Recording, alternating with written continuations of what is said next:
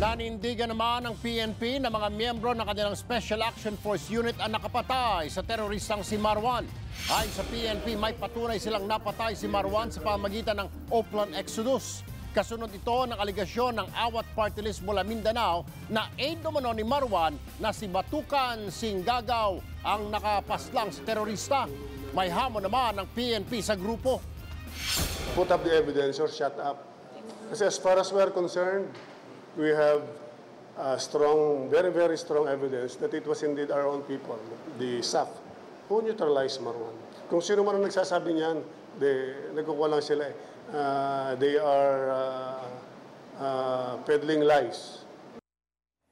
Binatikos din ni dating SAF Chief Getulio Peña sa aligasyon ng Awat Party List. Anya, gusto lang nilang gumawa ng eksena.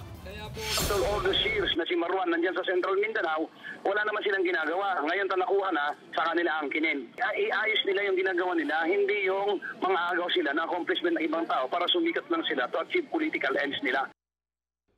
Be sure to come back. Use 5 everywhere. Copyright 2016.